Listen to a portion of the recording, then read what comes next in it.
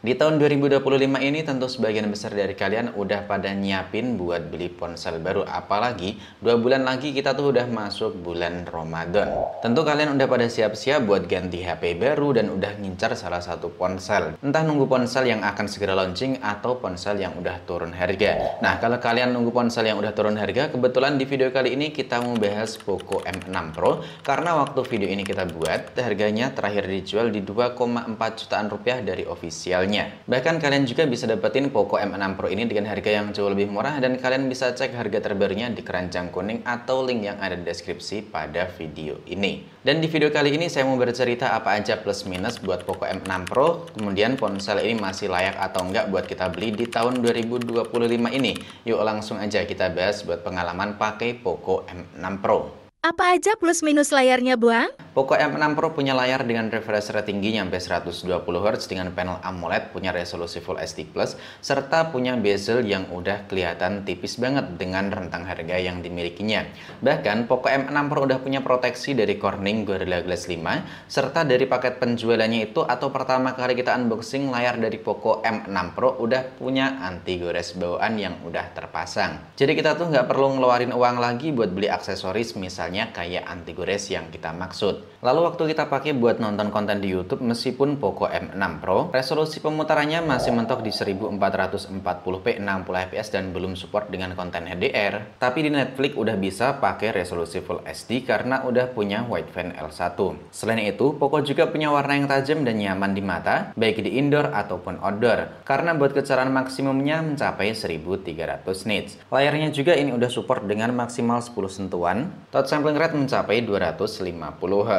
Apalagi buat haptic feedbacknya udah enak banget, jadi buat ngetik-ngetik kayak gini makin nyaman bareng layar Poco M6 Pro. Tentunya bisa dibilang hampir nggak ada celah buat spesifikasi dari layar yang dimiliki Poco M6 Pro ini. Dan tenang aja, kita tetap kasih tahu kok buat kekurangan dari layar Poco M6 Pro. Apalagi yang namanya elektronik ya, buatan manusia tentu ada kekurangannya.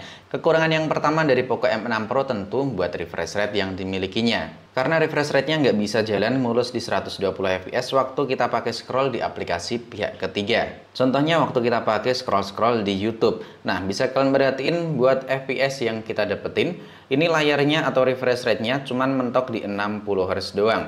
Nggak bisa nyampe 80, 90, apalagi 120 Hz. Kekurangan selanjutnya tentu terdapat di bagian always on display-nya. Karena buat always on display-nya masih maksimal di 10 detikan aja, belum bisa nyala terus-terusan. Apa aja plus minus fitur-fiturnya, Bang?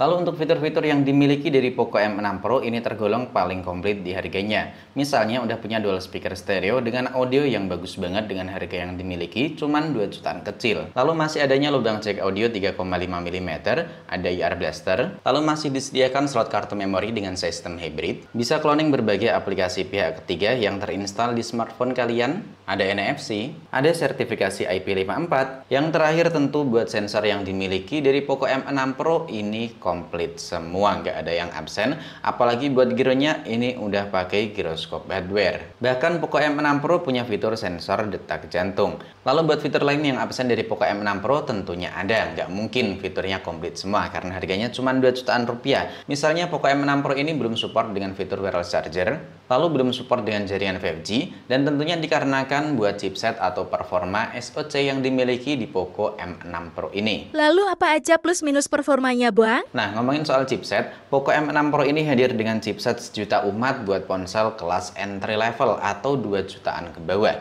yaitu MediaTek Helio G99 Ultra. Memang sekarang ini udah ada penerusnya yaitu Helio G100 series, tapi buat performa dari Helio G99 ini menurutku masih bisa banget buat kita pertahankan nyampe sekarang ini. Bahkan nggak terlalu jauh berbeda antara performa Helio G99 dengan Helio G100. Apalagi buat kapasitas memori yang ditanamkan di Poco M6 Pro ini masih sangat memadai banget. RAM-nya ada di 8GB, internalnya di 256GB, dan masih bisa kita tambahin dengan slot kartu memori eksternal. Buat SoC-nya tentu waktu dipakai buat keseharian, buat multitasking, ataupun buat gaming, tentu performa yang dihasilkan masih oke banget.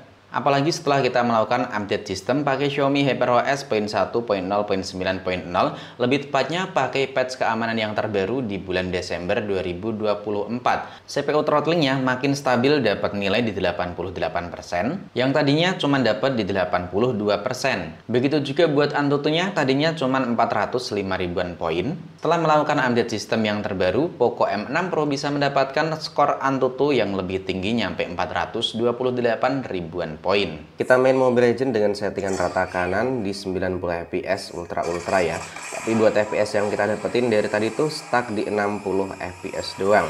Nah, suhu back cover tentu ini aman banget ya, kisaran 39 nyampe 40 derajat. Buat suhu layar sama ada di kisaran 40 derajat Celcius. Kita tadi mainnya pakai mode performa aktif. Main Mobile Legends selama 18 menit, baterainya terkuras di 3%. Dan ini buat FPS rata-rata yang kita dapetin, bisa kalian perhatiin ya. Ini stuck di 60 fps, jadi di limit biar suhu di Poco M6 Pro ini tetap adem dan juga stabil. Lalu apa aja plus minus desainnya, Boang? Buat desain depan tentunya ini sangat worth it banget dan juga keren dengan harga yang dimiliki, dan itu udah kita bahas di awal video tadi. Sedangkan buat desain di bagian belakang, kenapa dari tadi saya pakaiin softcase? Ya tentunya ini jadi salah satu kekurangan dari Poco M6 Pro. Ini back covernya mudah banget kotor meskipun tangan kita bersih ya, tapi kalau disentuh kayak gini mudah banget ninggalin bekas sidik jari. Dikarenakan buat back covernya ini menggunakan finishing glossy atau mengkilap, jadinya mudah banget kotor kayak gini. Tapi tenang aja, karena dalam paket penjualan Poco M6 Pro udah punya case bawaan yang kelihatan kece banget kayak gini. Nggak kelihatan murah, dan tentunya kita lagi-lagi nggak perlu ngeluarin uang buat beli softcase ataupun hardcase tambahan. Dan ini buat back covernya masih standarnya ponsel entry level pakai back cover berbahan plastik atau polikarbonat. Sedangkan buat setup kamera tentu kalian punya selera dan juga penilaian masing-masing. Ini emang kalau kameranya kita lihat ya, ini terlalu gede banget, buat tonjolan kameranya juga tergolong tebel, dan ini dikarenakan udah ada sistem OIS. Lalu plus minus kameranya apa, Bang? Punya kamera selfie sebesar 13 megapiksel. Lalu buat kamera belakangnya ini pakai resolusi di 64 megapiksel dan 8 megapiksel kamera ultrawide, serta punya satu kamera dukungan.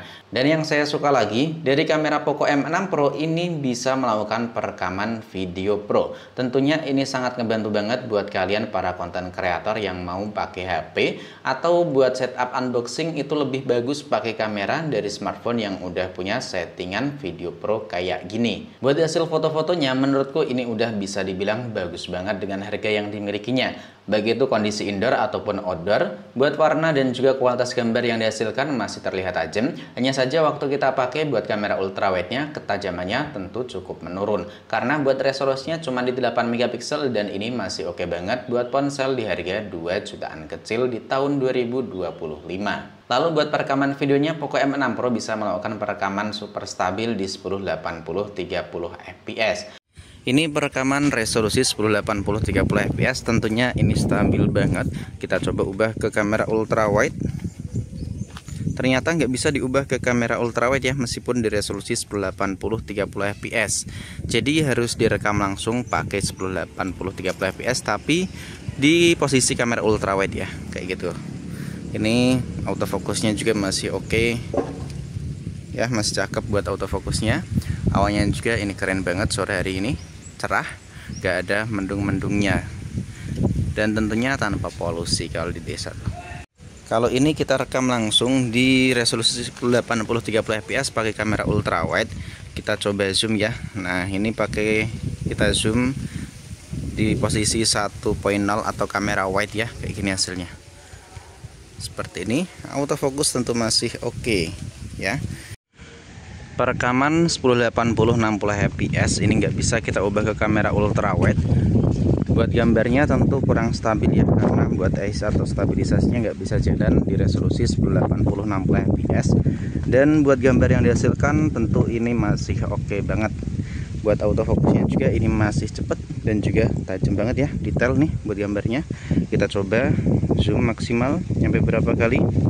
Ya maksimalnya 6 kali, dan gambarnya masih terlihat oke meskipun agak pecah-pecah. Perekaman kamera selfie-nya resolusi 1080 30 fps ini tentu masih stabil banget ya. Dan ini terlihat cukup ngezoom. Kita coba pakai buat jalan. Hasilnya kayak gini dipakai buat jalan, tentu masih oke banget buat perekaman kamera depannya.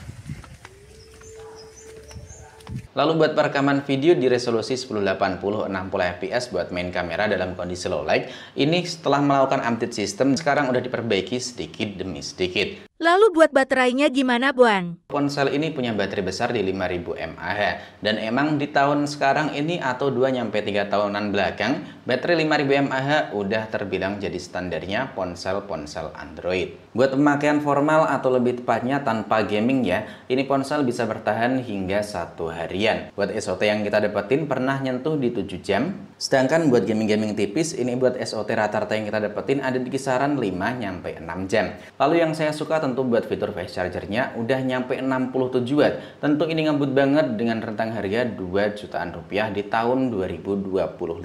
Buat pengisian dari 5-100% waktunya cuman butuh di kisaran 50 menitan aja. Lalu kesimpulannya gimana Bang? Nah, Poco M6 Pro ini tentu sangat worth it banget buat kita beli di tahun 2025 atau waktu video ini kita buat. Tentu dengan harga dan juga spek serta fitur yang dimiliki, Poco M6 Pro masih patut banget buat kita beli. Terutama buat kalian yang nyari ponsel all-rounded. Dari segi kamera dapat, layar dapat, baterai dan juga pengisian serta desain ini tentu oke banget. Namun buat kalian para gamer atau yang benar-benar nyari performa, dengan harga 2 jutaan kalau kalian pilih Poco M6 Pro, tentu kalian salah sasaran, mending putar balik aja deh. Karena dengan harga 2 juta kurang atau 2 juta lebih, banyak banget di luar sana ponsel yang punya performa tinggi dengan chipset Helio G99 ataupun Helio G100. Jadi buat kalian yang nggak terlalu suka main game atau buat main game itu paling 1-2 kali dalam waktu 1 hari ya, dan nggak terlalu mentingin buat settingan grafis atau FPS tinggi,